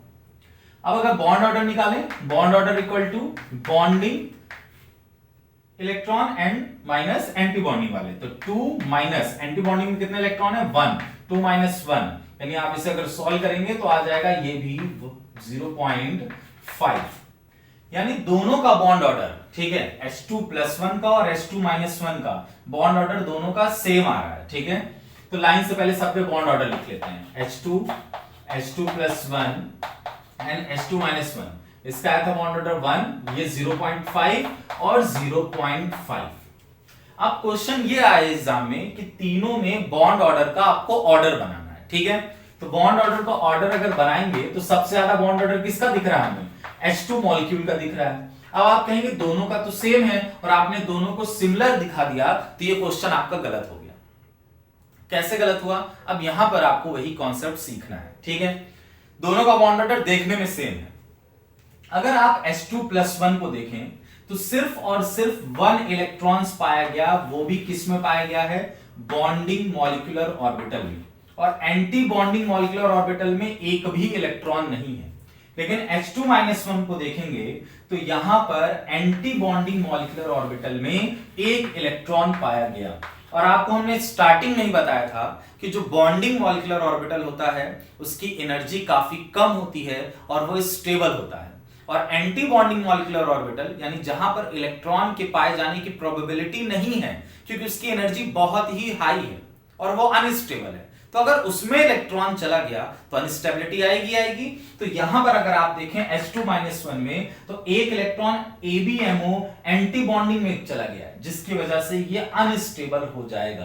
तो हम यहां मानेंगे कि बॉन्ड ऑर्डर H2+1 का ज्यादा होगा और H2 -1 का कम होगा, ठीक है। अब इसी में आपको बॉन्ड स्ट्रेंथ का ऑर्डर पूछ सकता है, बॉन्ड स्ट्रेंथ, ठीक है। बॉन्ड स्ट्रेंथ और बॉन्ड ऑर्डर डायरेक्टली प्रोपोर्शनल होते हैं, क्योंकि जितने नंबर ऑफ बॉन्ड्स पाए जाएंगे उतना ही ज्यादा बॉन्ड की स्ट्रेंथ होगी। तो सिमिलर ऑर्डर बन जाएगा बॉन्ड स्ट्रेंथ का भी, similar order H2+1 and H2 -1। यहां पर आप चाहे तो एक कॉन्सेप्ट लिख सकते हैं, अब मैं इसे रफ कर रहा हूं कि bond order is directly proportional to bond strength and inversely proportional to bond length. ये पूरा आप लिख लीजिएगा, बॉन्ड लेंथ, ठीक। जितना ज्यादा बॉन्ड ऑर्डर होगा इसका मतलब है कि नंबर ऑफ बॉन्ड्स ज्यादा है, यानी बॉन्ड की स्ट्रेंथ ज्यादा है, और बॉन्ड की स्ट्रेंथ ज्यादा होने का मतलब है कि न्यूक्लियस यानी वो बॉन्ड्स ज्यादा क्लोज हैं, ठीक है। इसका मतलब है कि लेंथ कम हो जाएगी, ठीक। तो बॉन्ड लेंथ कम हो जाएगी, बॉन्ड ऑर्डर ज्यादा बॉन्ड लेंथ कम, बॉन्ड स्ट्रेंथ ज्यादा बॉन्ड लेंथ कम, ठीक है। ये इनके साथ इनवर्सली प्रोपोर्शनल का रिलेशन है। तो अब अगर इन्हीं में कोई आपको बॉन्ड लेंथ का ऑर्डर बनाने कहेगा तो ठीक इसका रिवर्स कर दीजिए, H2 -1 फिर H2+1 और फिर H2। क्लियर? तो आपको समझ में आ रहा होगा कि किस टाइप का क्वेश्चन एमओटी से पूछा जा सकता है। सिर्फ हाइड्रोजन मॉलिक्यूल को लेकर देखेंगे तो यहां पर एक इंपॉर्टेंट कॉन्सेप्ट था कि बॉन्ड ऑर्डर्स का सेम होने के बावजूद भी यहां पर ऑर्डर में H2+1 ज्यादा है, ठीक है। क्यों? क्योंकि उसमें इलेक्ट्रॉन सिर्फ और सिर्फ BMO में पाया गया, ABMO में इलेक्ट्रॉन्स नहीं गया है, ठीक। ये तो H2 मॉलिक्यूल को लेकर के था, ठीक। अब इसी तरीके से आगे हम लोग और भी मॉलिक्यूल्स की प्रैक्टिस करते हैं। अब हम लोग मॉलिक्यूलर ऑर्बिटल एनर्जी डायग्राम बनाना सीखेंगे, ठीक है। जैसे अभी हम लोग ने हाइड्रोजन मॉलिक्यूल को लेकर के स्टार्ट किया है, तो उसी का हम लोग एनर्जी डायग्राम बनाना सीख लेते हैं। H2 मॉलिक्यूल का ऐसे दो लाइन ड्रॉ कर लिया करिए, क्योंकि अभी तो सिमिलर एटम है, होमोन्यूक्लियर मॉलिक्यूल, तो अभी कोई प्रॉब्लम की बात नहीं है, दोनों सेम हाइट पर ही सारे ऑर्बिटल्स बनेंगे। हाइड्रोजन हाइड्रोजन दोनों एटम को हमने शो कर लिया है। हाइड्रोजन मॉलिक्यूल, हाइड्रोजन एटम का इलेक्ट्रॉनिक कॉन्फ़िगरेशन 1s1 होता है, दूसरा भी हाइड्रोजन ही एटम है, सिमिलर ही होगा 1s1। ठीक, हमने इसके 1s1 को यहां शो किया, दोनों ही सेम है, यानी दोनों की इलेक्ट्रोनेगेटिविटी सेम है, तो दोनों की हाइट सेम बनेगी एनर्जी की।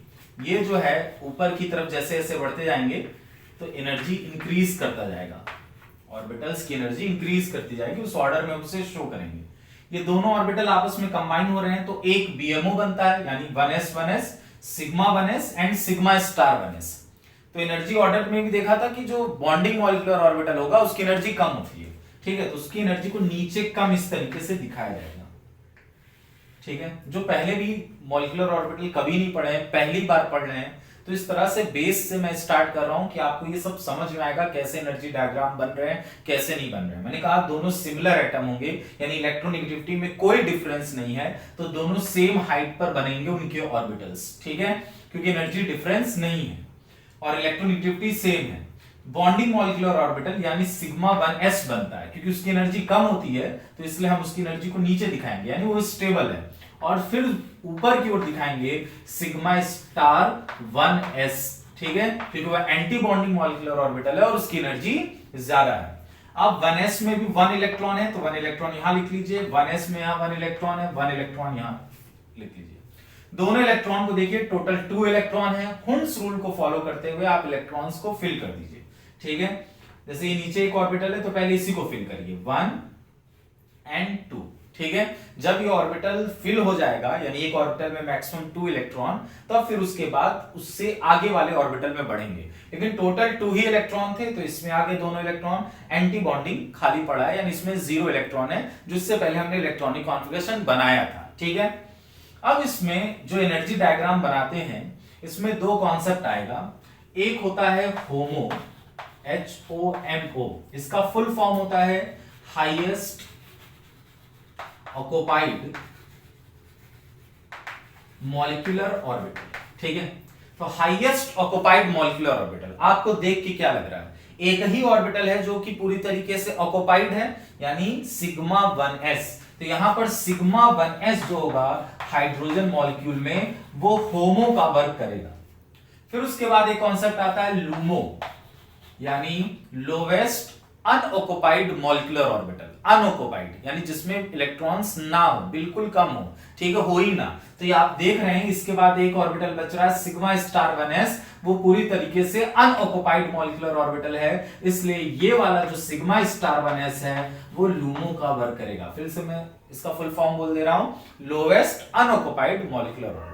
ठीक है, तो ये हर मॉलिक्यूल में आपको होमो और लूमो पहचानने को भी आ सकता है। ठीक है, यहां से भी आप एनर्जी डायग्राम बना करके बता सकते हैं कि पैरामैग्नेटिक एक डायमैग्नेटिक। आप देख रहे हैं कि दोनों इलेक्ट्रॉन पेयर्ड फॉर्म में है, कोई भी अनपेयर्ड इलेक्ट्रॉन नहीं दिख रहा है, इसका मतलब हाइड्रोजन मॉलिक्यूल क्या है आपका? डायमैग्नेटिक है। ठीक है, ये बिल्कुल स्टार्टिंग से मैंने स्टार्ट किया आपको। अब हाइड्रोजन मॉलिक्यूल के बाद हम लोग देखते हैं Be2 मॉलिक्यूल और C2 मॉलिक्यूल का इलेक्ट्रॉनिक कॉन्फ़िगरेशन, और साथ ही साथ उसका एनर्जी ऑर्बिटल डायग्राम भी देखेंगे। पहले हम लोग C2 मॉलिक्यूल देखेंगे।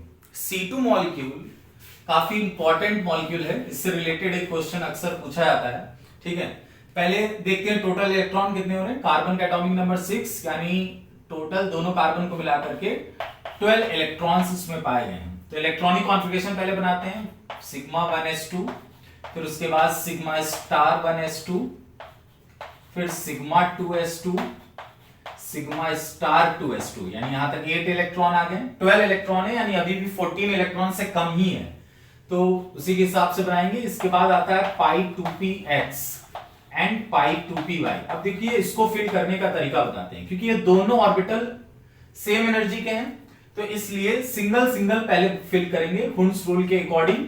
ठीक है, यानी जब तक पेयरिंग नहीं करेंगे, जब तक सब में एक एक सिंगल सिंगल फिल नहीं कर लेते हैं।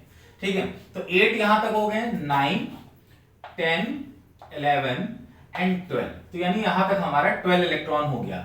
उसके बाद आता है पाई 2px, पाई 2py के बाद pi star 2px and pi star 2py, तो ये पूरी तरीके से खाली रहेगा।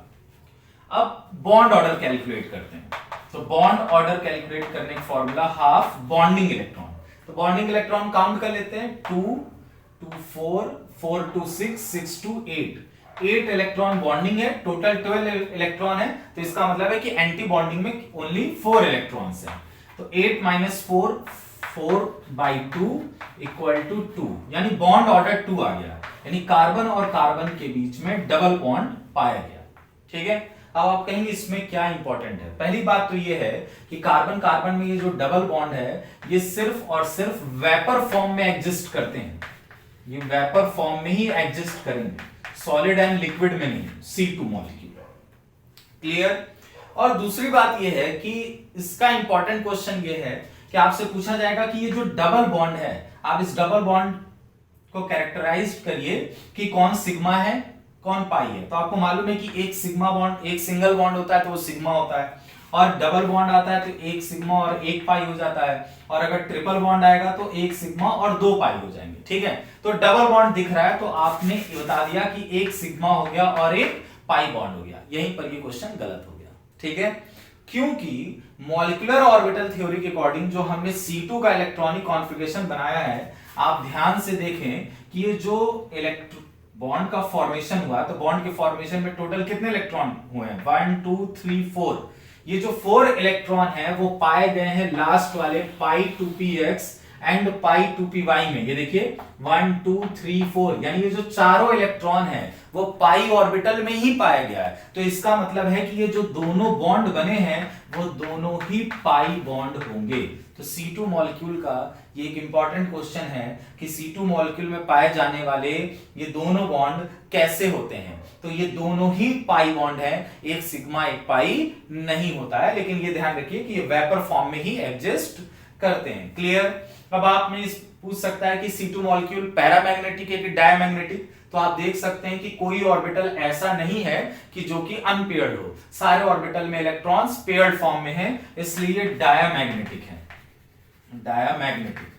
ठीक है, और फिर उसके बाद और क्वेश्चन पूछ सकता है कि बताइए होमो कौन है, लूमो कौन है। तो अब आप पहचान सकते हैं हाईएस्ट ऑक्युपाइड मॉलिक्यूलर ऑर्बिटल, जो कि लास्ट वाला π2px एंड π2py है, ये आपका होमो होगा।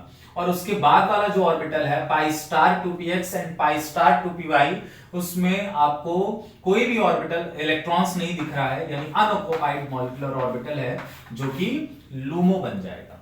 क्लियर। तो ये था C2 मॉलिक्यूल का इलेक्ट्रॉनिक कॉन्फ़िगरेशन। अब इसको आराम से आप एनर्जी डायग्राम में भी कन्वर्ट कर सकते हैं, एनर्जी डायग्राम भी बना सकते हैं। कैसे बनाएंगे वो हम देखते हैं। देखिए वही काम करेंगे जो पहले हमने हाइड्रोजन मॉलिक्यूल में बताया था। दोनों तरफ लाइन ड्रॉ कर लीजिए, क्योंकि दोनों की इलेक्ट्रोनेगेटिविटी सेम है। ठीक है, तो इसलिए जो भी ऑर्बिटल्स बनाएंगे उनको सेम हाइट पर रखेंगे।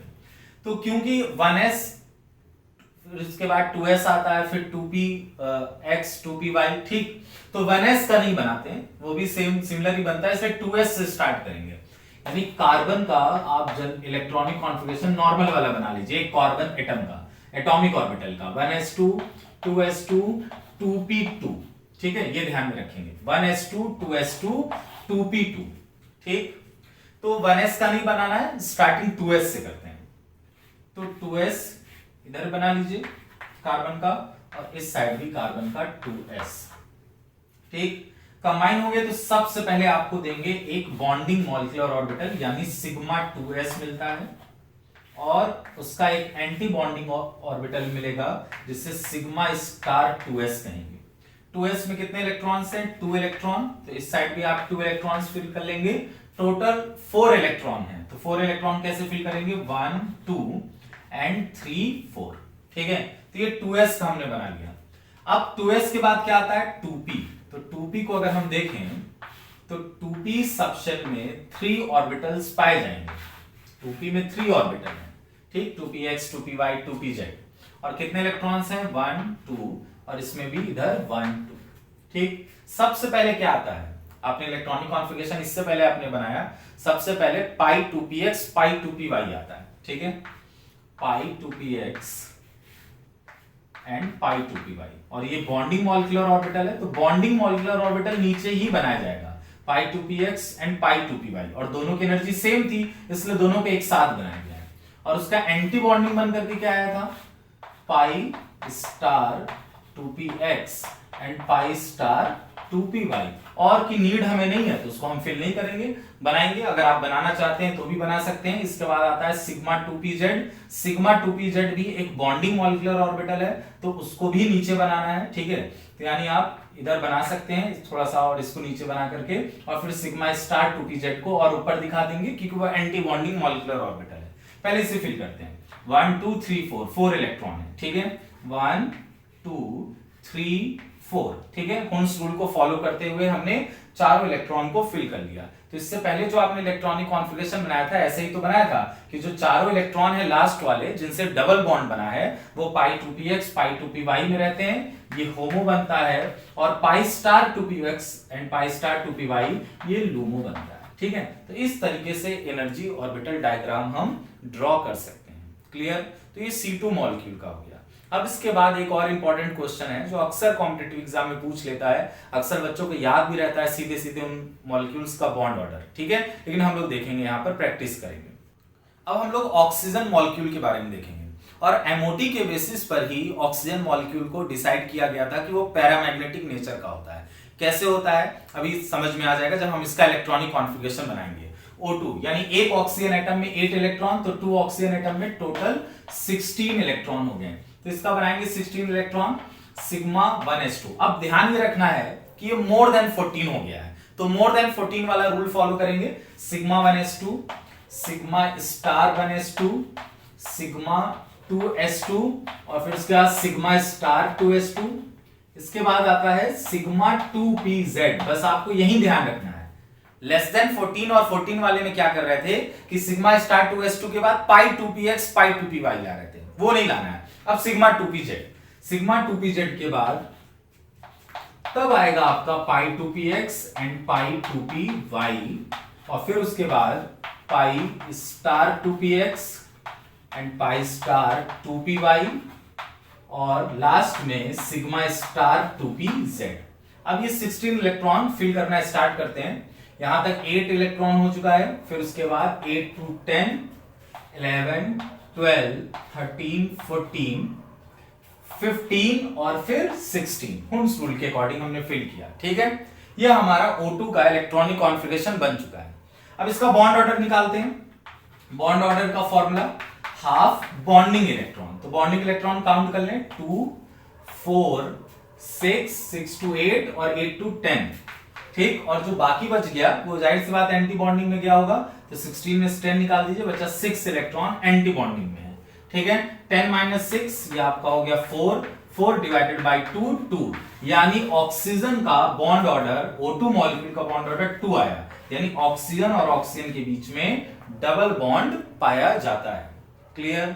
समझ में आ रही बात? अब इसके बाद बॉन्ड ऑर्डर तो हमें O2 मॉलिक्यूल का मिल चुका है। अब आपसे कोई पूछे कि O2 मॉलिक्यूल पैरामैग्नेटिक नेचर का होता है कि डायमैग्नेटिक नेचर का होता है, क्योंकि अक्सर ऐसा मैंने आपको स्टार्टिंग में बताया था इस वीडियो के कि बहुत सारे लोग ट्रिक्स बताते हैं जैसे पैरामैग्नेटिक डायमैग्नेटिक पता करने का, या बच्चों के माइंड में भी कंफ्यूजन रहता है कि अगर इवन नंबर में आ रहा है तो जाहिर सी बात है वो डायमैग्नेटिक होगा, और अगर ऑड नंबर में आ रहा है तो वो नंबर ऑफ इलेक्ट्रॉन्स तो वो पैरामैग्नेटिक मान लेते हैं। लेकिन आप यहां पर देखेंगे कि ऑक्सीजन 16 इलेक्ट्रॉन इवन नंबर में है कि नहीं है। तो अगर आप इस कॉन्सेप्ट पे चल रहे हैं, इस ट्रिक पे चल रहे हैं कि हाँ 16 इलेक्ट्रॉन है तो हाँ भैया आंख बंद करके आपने इसको डायमैग्नेटिक कर दिया, तो आपका तो क्वेश्चन गलत हो रहा है ना, ठीक है। इसलिए आप इसको मॉलिक्यूलर ऑर्बिटल थ्योरी के अकॉर्डिंग बना करके जब चेक करेंगे तो आप देखेंगे कि 2 इलेक्ट्रॉन्स ऐसे पाए गए हैं जो कि अनपेयर्ड हैं, यानी लास्ट के जो दोनों इलेक्ट्रॉन हैं वो अनपेयर्ड फॉर्म में हैं, कहीं पर उन्होंने पेयरिंग नहीं की है। तो इसका मतलब है कि O2 मॉलिक्यूल डायमैग्नेटिक ना होकर के कैसा होता है, पैरामैग्नेटिक नेचर का होता है। क्लियर? ठीक। अब जैसे O2 है, अब इसी तरह बेस पर O2+1 का आपसे पूछ सकता है, तो O2+1 का मतलब है कि एक इलेक्ट्रॉन कम कर दीजिए, 16 - 1 यानी 15 इलेक्ट्रॉन, ठीक है। और हमेशा याद रखिएगा, मैं अभी यहां पर कम कर दे रहा हूं। अब सपोज दैट 16, मान लीजिए O2 2+ का हम करते हैं, तो 16 - 2 करके आपने क्या काम किया, 14 इलेक्ट्रॉन, तो आप 14 इलेक्ट्रॉन बनाने लगेंगे 14 इलेक्ट्रॉन वाले रूल से।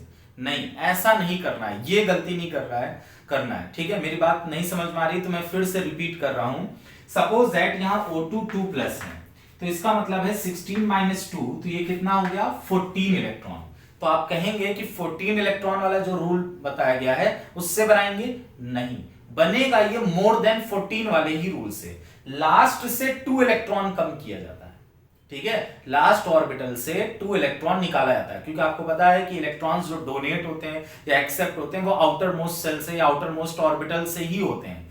तो ये अपने पेरेंट एटम यानी जो O2 मॉलिक्यूल था 16 इलेक्ट्रॉन उसी के बेस पर ही बनाएंगे, बस लास्ट में से जाकर के लास्ट ऑर्बिटल में से 2 इलेक्ट्रॉन्स कम कर देंगे, ठीक है। या फिर उसके बाद जैसे एक्सेप्ट भी करता है तो लास्ट ऑर्बिटल में वो जो भी इलेक्ट्रॉन एक्सेप्ट करेगा उसको ऐड कर देंगे, इस तरह से बनाना रहता है।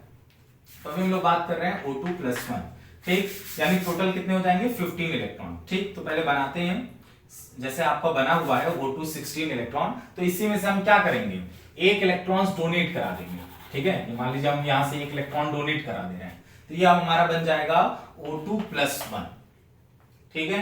तो अब अगर हम इसका बॉन्ड ऑर्डर अगर निकालें, ठीक, आप अलग से बनाइएगा O2 प्लस 1, तो अब ये हो जाएगा 16 इलेक्ट्रॉन माइनस 1, 15 इलेक्ट्रॉन का हो गया। तो हमने आउटर मोस्ट सेल में से एक इलेक्ट्रॉन निकलवा दिया, ठीक है। तो अब बॉन्ड ऑर्डर हो गया half, bonding minus anti bonding, तो बॉन्डिंग तो वही है 10, क्योंकि एंटी बॉन्डिंग में से कम हुआ ना, ठीक। तो 6 इलेक्ट्रॉन एंटी बॉन्डिंग में थे, एक इलेक्ट्रॉन कम कर दिया, 10 माइनस 5, 5/2, तो ये हो गया आपका 2.5, यानी O2 प्लस 1 का बॉन्ड ऑर्डर आ गया 2.5।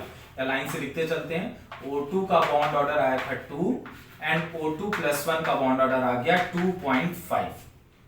अब इसके बाद हम O2 माइनस 1 अगर कहें, तो O2 माइनस 1 का मतलब है कि एक इलेक्ट्रॉन एक्सेप्ट कराना है।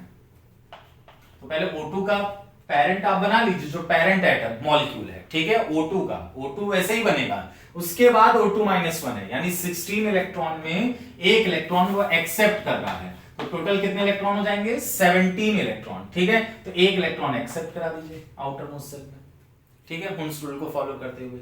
तो अब ये एंटी बॉन्डिंग में टोटल 6 इलेक्ट्रॉन थे, एक इलेक्ट्रॉन एक्सेप्ट कर लिया तो हो गए 7, तो 10 माइनस 7 हो जाएगा 3/2, और 3/2 यानी 1.5, यानी O2 माइनस 1 का बॉन्ड ऑर्डर आ गया 1.5। क्लियर।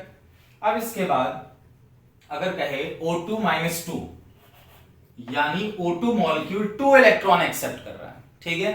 तो यानी 16 इलेक्ट्रॉन टोटल था, 2 इलेक्ट्रॉन अगर एक्सेप्ट करेगा तो टोटल कितने इलेक्ट्रॉन हो जाएंगे 18 इलेक्ट्रॉन हो जाएंगे। तो 16 तो जैसे बनता है वैसे बनाएंगे। अब एक इलेक्ट्रॉन यहां एक्सेप्ट करा दिया 17, एक इलेक्ट्रॉन यहां एक्सेप्ट करा दिया, तो टोटल कितने हो गए 18 इलेक्ट्रॉन। तो बॉन्डिंग मॉलिक्यूलर ऑर्बिटल में तो कोई चेंजेस आ ही नहीं रहा है, वो तो 10 था ही ऑलरेडी पहले से। अब 2 इलेक्ट्रॉन एक्स्ट्रा आ गए, तो टोटल 6 इलेक्ट्रॉन थे एंटी बॉन्डिंग में, अभी 6 to 8 इलेक्ट्रॉन आप काउंट कर लीजिए एंटी बॉन्डिंग में। 2 इलेक्ट्रॉन यहां, 2 to 4, 4 to 6 एंड 6 to 8, तो 10 माइनस 8 2 हो गया एंड 2/2 1, ठीक। यानी O2 माइनस 2 का जो बॉन्ड ऑर्डर आएगा वो 1 आएगा। तो चारों का बॉन्ड ऑर्डर आपके सामने है, O2 का, O2 plus 1, O2 minus 1 and O2 minus 2। तो बॉन्ड ऑर्डर का अगर ऑर्डर देखा जाए तो सबसे ज्यादा बॉन्ड ऑर्डर होगा O2 प्लस 1 का, फिर उसके बाद O2 मॉलिक्यूल, फिर O2 माइनस 1 और सबसे लास्ट में O2 माइनस 2 का। और अगर बॉन्ड स्ट्रेंथ का ऑर्डर देखा जाए तो bond order and bond strength directly proportional है, तो सेम यही आपका बॉन्ड स्ट्रेंथ का भी ऑर्डर हो जाएगा, ठीक है। अब इसके बाद बॉन्ड लेंथ का ऑर्डर, तो हमने बताया था कि बॉन्ड स्ट्रेंथ और बॉन्ड लेंथ आपस में इनवर्सली प्रोपोर्शनल होते हैं, तो ठीक रिवर्स कर दीजिए, उल्टा कर दीजिए। जितना ज्यादा लंबाई होगी बॉन्ड की, ठीक है, इसका मतलब उतना वीक बॉन्ड होगा, जितना शॉर्ट बॉन्ड होगा उतना ही स्ट्रॉन्ग होता है, ठीक है। तो बॉन्ड लेंथ इसका रिवर्स बना देंगे, O2 प्लस 1 से ज्यादा O2 का बॉन्ड लेंथ, उससे ज्यादा O2 माइनस 1 का, और सबसे ज्यादा बॉन्ड लेंथ O2 माइनस 2 का होगा, ठीक है। तो इस तरीके बेसिस पर आपसे क्वेश्चन पूछा जा सकता है। अब जैसे O2 माइनस 2 का है कि पैरामैग्नेटिक है कि डायमैग्नेटिक है, तो आप देख के बता सकते हैं कि कोई भी इलेक्ट्रॉन्स अनपेयर्ड फॉर्म में नहीं है, सारे इलेक्ट्रॉन्स पेयर्ड फॉर्म में है, इसलिए O2 माइनस 2 आपका डायमैग्नेटिक है। क्लियर। और एनर्जी ऑर्बिटल डायग्राम हमने बनाना सीख लिया है। तो अब फाइनली अभी हमने होमोन्यूक्लियर मॉलिक्यूल्स की प्रैक्टिस की, उनका electronic configuration, bond order, bond strength और पैरामैग्नेटिक है कि डायमैग्नेटिक, ठीक है, ये ध्यान से हमने देखा। आपको ध्यान किस बात पे देना, जो मैंने आपको बताया कि अगर इलेक्ट्रॉन एक्सेप्ट हो रहे हैं या डोनेट किए जा रहे हैं, वो बनेगा उसके पेरेंट मॉलिक्यूल जैसा ही, ठीक है, बस आउटर मोस्ट सेल में इलेक्ट्रॉन एक्सेप्ट और डोनेट कराना है। क्लियर? इन बातों का आपको ध्यान रखना है। तो यहीं पर हम ये वीडियो का एंड करते हैं, आज के लिए इतना काफी है। हम नेक्स्ट वीडियो में मॉलिक्यूलर ऑर्बिटल की जो थ्योरी की जो सेकंड वीडियो आएगी, उसमें हम लोग हेटेरोन्यूक्लियर मॉलिक्यूल्स का इलेक्ट्रॉनिक कॉन्फ़िगरेशन और उनका एनर्जी ऑर्बिटल डायग्राम बनाना सीखेंगे। वो हमारे लिए बहुत इंपॉर्टेंट होगा, खासकर उसमें CO मॉलिक्यूल यानी कार्बन मोनोऑक्साइड। कार्बन मोनोऑक्साइड का जो नेचर है, ठीक है, खासकर जब कोऑर्डिनेशन कंपाउंड पढ़ते हैं और वहां पर जो CO लिगेंड होता है, उसका जो नेचर है, पाई बॉन्ड, दो डबल बॉन्ड बनाना, एक सिग्मा बॉन्ड और एक फिर पाई बॉन्ड, ठीक है, वो पाई एक्सेप्टर और सिग्मा डोनर, वो किस तरीके से है, क्या होता है, ये सब MOT से ही समझ में आती है बातें, ठीक है। तो आज के लिए इतना काफी है, नेक्स्ट वीडियो में मिलेंगे CO मॉलिक्यूल के साथ और भी हेटेरोन्यूक्लियर मॉलिक्यूल जैसे NO को लेकर के, और NO में ये कॉन्सेप्ट देखेंगे कि NO मॉलिक्यूल कैसे 3 इलेक्ट्रॉन यानी नाइट्रोसिल मॉलिक्यूल कैसे 3 इलेक्ट्रॉन डोनेट करता है, ठीक है, और जब हम रिएक्शन करा रहे होते हैं तो NO मॉलिक्यूल के उन 3 इलेक्ट्रॉन्स का क्या काम होता है, ठीक, ये हमें वहां पर समझ